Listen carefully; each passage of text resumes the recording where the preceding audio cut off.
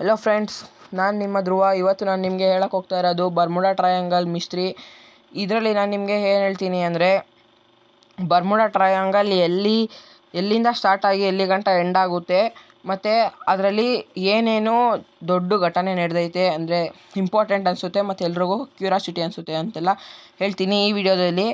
ಇನ್ನು ಮಿಕ್ಕಿದ್ದು ಮುಂದಿನ ವಿಡಿಯೋದಲ್ಲಿ ಹೇಳ್ತೀನಿ. ಫಸ್ಟು ಅದು ಎಲ್ಲಿ ಪ್ಲೇಸ್ ಆಗುತ್ತೆ ಅಂದರೆ, ನಾರ್ತ್ ಅಟ್ಲಾಂಟಿಕ್ಕಲ್ಲಿ ಬರ್ಮುಡಾ ಐಲ್ಯಾಂಡಿಂದ ಫ್ಲೋರಿಡಾ ಅನ್ನೋ ಒಂದು ಕಂಟ್ರಿಯಿಂದ ಮತ್ತು ಈ ಸೈಡು ಒಂದು ಐಲ್ಯಾಂಡಲ್ಲಿ ಪ್ಲೇಸ್ ಆಗೈತೆ.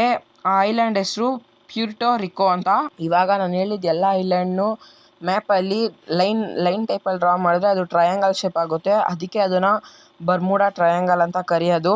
ಇದ್ರದ್ದು ಸ್ಕ್ವೇರ್ ಕಿಲೋಮೀಟರ್ ಹೇಳ್ಬೇಕಂದ್ರೆ 5 lakhs ಸ್ಕ್ವೇರ್ ಕಿಲೋಮೀಟರ್. ಅದು ಜಸ್ಟ್ ಅಂದಾಜಷ್ಟೇ, ಅದು ಇನ್ನೂ ಜಾಸ್ತಿನೇ ಐತೆ.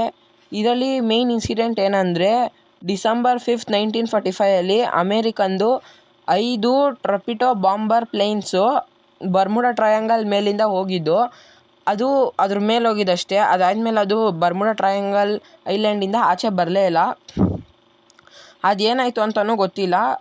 ಆಮೇಲೆ ಅದನ್ನು ರೆಸ್ಕ್ಯೂ ಮಾಡೋಕ್ಕೆ ಒಂದು ಮರೀನ್ ಅನ್ನೋ ಕ್ರಾಫ್ಟ್ ಕಳಿಸ್ತಾರೆ. ಆ ಕ್ರಾಫ್ಟಲ್ಲಿ ಟೋಟಲಾಗಿ 13 ಜನ ಇರ್ತಾರೆ. ಟ್ರಪಿಟೋ ಪ್ಲೇನ್ಸಲ್ಲಿ ಟೋಟಲಾಗಿ 14 ಜನ ಇರ್ತಾರೆ. ಅವ್ರನ್ನ ರೆಸ್ಕ್ಯೂ ಮಾಡೋಕ್ಕೆ ಇವ್ರು ಹೋಗ್ತಾರೆ. ಆದರೆ ಒಬ್ಬನೂ ಸಿಗಲ್ಲ, ಮತ್ತು ಪ್ಲೇನ್ ಕೂಡ ಸಿಗಲ್ಲ, ಮತ್ತು ಕ್ರಾಫ್ಟ್ ಪ್ಲೇನ್ ಕೂಡ ಸಿಗಲ್ಲ.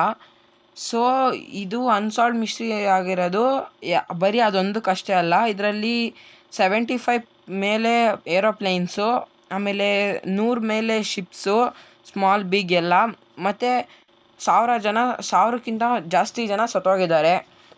ಸೊ ಅದಕ್ಕೆ ಇದು ಅನ್ಸಾಲ್ವ್ ಆಗಿರೋದು. ಇದಕ್ಕೆ ರಾಮಾಯಣದ್ದು ಲಿಂಕ್ ಐತೆ ಅಂತ ಹೇಳ್ತಾರೆ. ಅದು ನಿಜಾನ ಸುಳ್ಳ ಅಂತ ನಾನು ನೆಕ್ಸ್ಟ್ ವೀಡಿಯೋದಲ್ಲಿ ನಿಮಗೆ ಕ್ಲಿಯರಾಗಿ ಹೇಳ್ಕೊಡ್ತೀನಿ. Bye friends.